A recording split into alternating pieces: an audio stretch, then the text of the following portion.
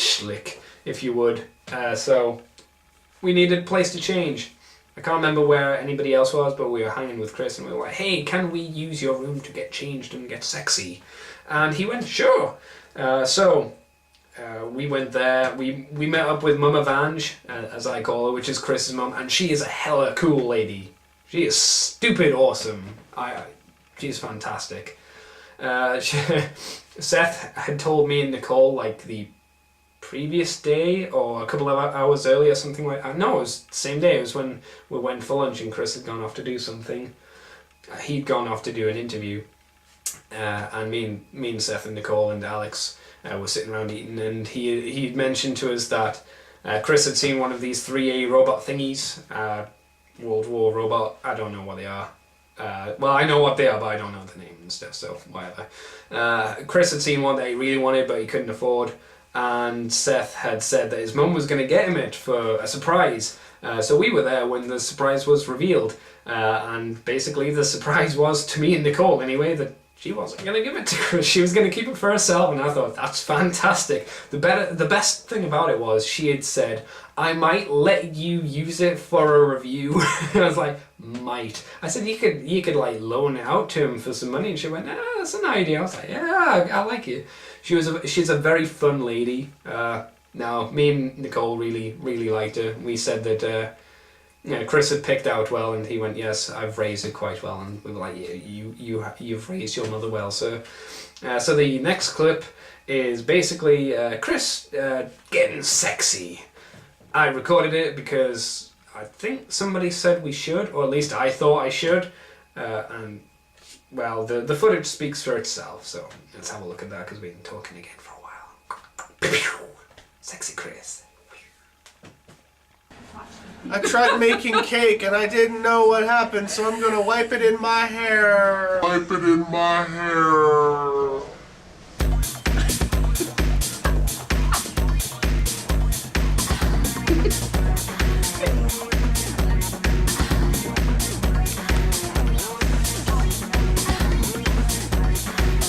Much better.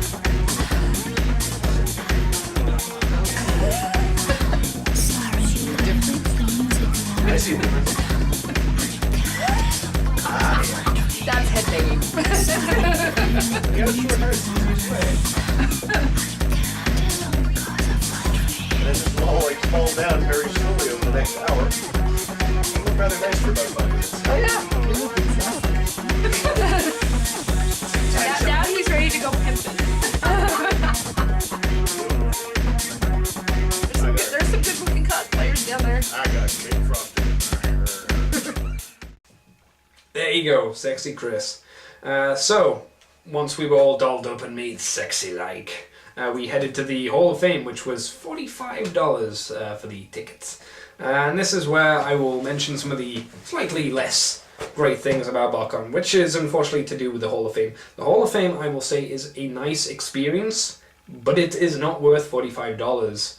I have been to the Hall of Fame for the WWE, and I will say at least that the Transformers Hall of Fame that I went to this year, obviously it's my only one, it felt like you were getting more for your money than at least the WWE Hall of Fame, where there you went, you saw a show and it was alright, and you got a little card and a medal, and that was about it. Here they gave out bags when we went in originally, which contained, oh god, this was bad, this little bag, contained a bag of popcorn which tasted like it had been urinated on butter, urine butter basically. It was on bits and pieces but not the whole amount, and the popcorn had basically been cooked and left out. It wasn't fresh. It was clearly not fresh. It was horrible popcorn. And finally, not finally because there was something else as well. You got your 3D mask, which I left at Nicole's because I didn't have the room to bring it back with me, which was hella uncomfortable. It's basically a pair of swimming goggles, and if you can stand wearing very uncomfortable swimming goggles throughout a 2-hour movie, then you will love these masks. If not, you will wear them for about probably as long as I did, which was about maybe 1 to 4 minutes max. That's all I could stand. And then I was like, yeah, I'm done. Take it off. Not going to wear it again. They did give you, luckily, a pair of normal real D or real 3D glasses to wear. And they also gave you a bottle of water. Not soda, water.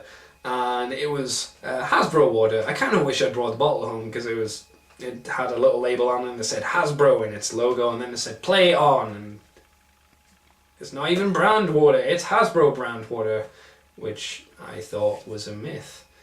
Not that anyone had told me about it before or anything, but you know, it was just very, very strange to have such a cheap bag of crap. Most people also got peanut M&Ms. I didn't, they weren't in my bag. I wasn't too fussed because I don't like peanut M&Ms or M&Ms in general, but I felt a little bit cheated that I wasn't even given the option. I was sitting next to Chris. Chris was feeling hella ill, or at least he was slowly breaking down into the consars which people were getting, and he was knocking that popcorn back. I was like, dude, how can you eat this crap? And he was like, and he just tipped the bag and started drinking it like some kind of sick canister of fluid. It was... I wasn't going to let him beat me. Yeah, that would be wrong, right? So I decided, well, I got to finish mine. And he was like, you got to finish that if you want to be a man. And I was like, well, okay. I was like, can I have a drink? No. Can I have something else to wash it down? No. Do I have to eat it all? Yes. So, okay. So I finished my bag of horrible popcorn and then started lathing into my water, which tastes like tap water, you know? It tastes like tap water. So... Hall of Fame starts up, I put down my bag of crap, pray to God, and sit back into these tiny seats, which we were all crammed into. And the Hall of Fame stuff went on. The videos on YouTube that are Hall of Fame, they actually have had to change the music, I'm guessing because of YouTube copyright infringements and whatnot, because they used like Walking Like a Dinosaur for Grimlocks and some other music, I can't remember what. Those were all really cool. We saw the clips of the movie, which I won't go into, I won't spoil that. But I will say that the 3D actually impressed me. I was like, oh wow, I've finally seen a movie since Avatar where I'm not bashing my head against the table because the 3D is so crap, which most of the time I am, because most of the time it is crap. People will say that the certain scenes really impress them in 3D, and strangely enough, the thing that impressed me the most was, this isn't a spoiler because it's been in all the trailers, the scene where the Decepticons are bursting out of the surface of the moon and the dust is being flung into the air. The camera moves through the dust, or the dust comes towards and out of the screen and in towards the audience face. Through the 3D. That's what impressed me the most. That was my, oh god, this 3D is really good. Because I've used particles before, or particle effects, in some university projects, and I know how annoying it is to render that. I can't imagine how worse that would be trying to do that in 3D. But that's when I really felt like that 3D went, yes, okay, you have convinced me from this point that I am going to go and see this movie in 3D. I was resigned to 2D prior, but now I will see it. I will not pay £15 for an IMAX screening. That's right, that's how much it costs generally, I think, for an IMAX screening in the UK. And it's like, no, unless the movie is good on the first viewing, makes me want to see it a second time, I'm not willing to risk £15, not including petrol and driving and whatnot, but that's off topic. Then we had the actual Hall of Fame inductees, which I kind of mentioned, and that was alright. You had Michael Bay trolling, people kind of rolled their eyes. It's like, well, Michael Bay, what did you expect? And Tyrese Gibson and Nicole screamed in my ear when she saw Tyrese, and my ear exploded and blood gushed out. Chris can verify this because he was sitting next to me and she was next to me, and it didn't feel good. So that was the Hall of Fame, really. I don't want to spend too much time on the Hall of Fame because it's a fun experience. Don't get me wrong. If I was able to go to another Botcon, would I do it again? Probably. I apologise. I probably would do it again.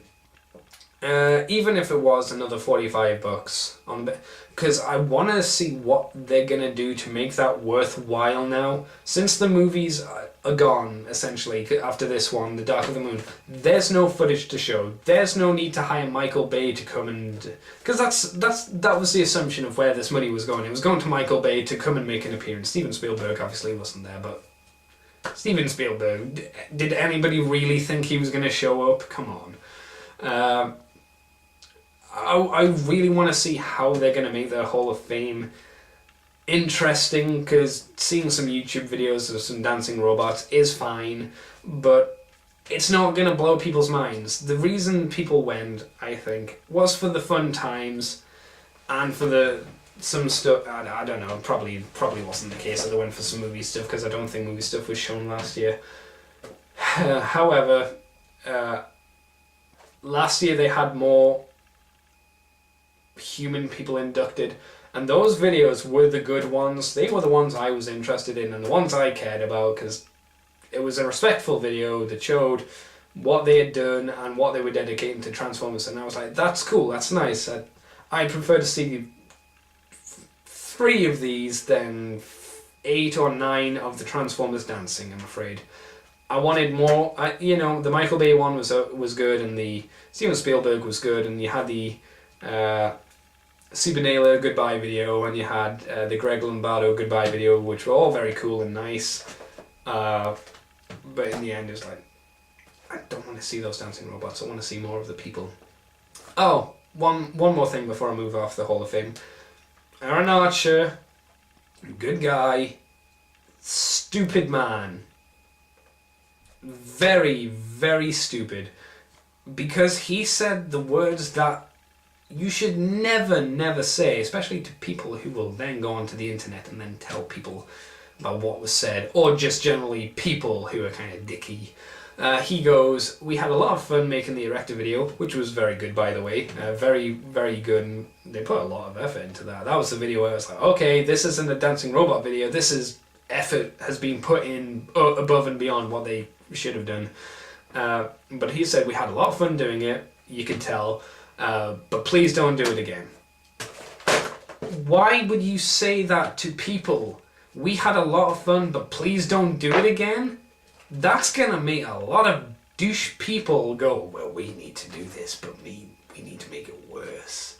What can we do worse? Oh, we need to try and get in Legion from the Kiss Play with his weird penis tongue.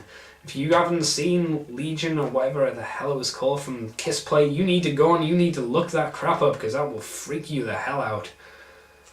Or hey, we need to get in any of the Kiss Play stuff that was weird and creepy, not the Rosanna and stuff, because they're pretty cool. But any of that creepy kissing Optimus Prime to get inside of him I don't know. It just wasn't a smart move, Aaron Archer. It just was not a smart move, because people would be douches, I'm afraid. That is the way of things. That is the way of the internet, and it's the way of some trolly people, so... Like I say, did enjoy the Hall of Fame. If it was free, I would have no complaints. Because on the way out, me and Chris weren't told of this, or Nicole, but there was another baggie, so we assumed that the baggie was just the crappy food. But there was another bag that had a Creon poster, which was weird. It's a nice poster, it looks nice, I'll probably do something with it, but it's Creon, woo. You had a Transformers Universe background. Again, it was nice. I would have preferred it to be a Prime background, I'm sorry. I was like, oh, it's a Prime one, and then I saw Universe, and I'm like, oh, that's nice, I guess, but would have preferred it to be Prime. You also, what else? You got the little plaque, which I'll show you all of this stuff, but... Oh, you got a little cloth for your iPod to wipe? I don't know. And then you got Baby Bop. Why didn't you give that before you go into the crappy cinema? Friggin' Baby Bop. Chris had never seen Baby Bop, and we had to tell him how you caress the nipple-shaped candy of the Baby Bop, and you dunk the moist stuff into the powdery, and then you lick the powder off and make that nipple all wet again and continue the cycle. He didn't like it. I didn't try it, because I've seen that crap here in the UK, and it's nasty, in my opinion. But yes, that was the Hall of Fame, and that was the Saturday. So I guess we'll move straight on, and I apologize that there's no breaking clips. I am looking for anything that could potentially break up this horrible amount of me talking.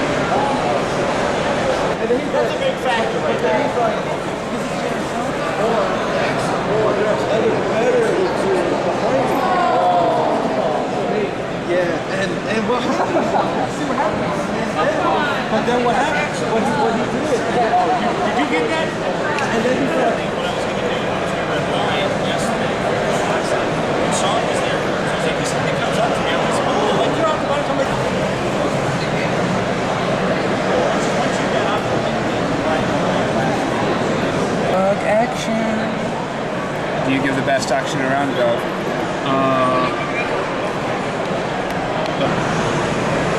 And I managed to get over.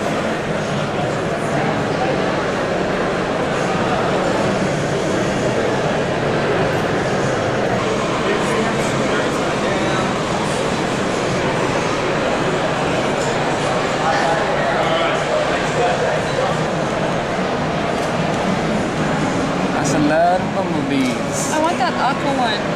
I want him. You can get him, but you need to pay some money for him. I know. What if they have him here? I'm sure they will. I would,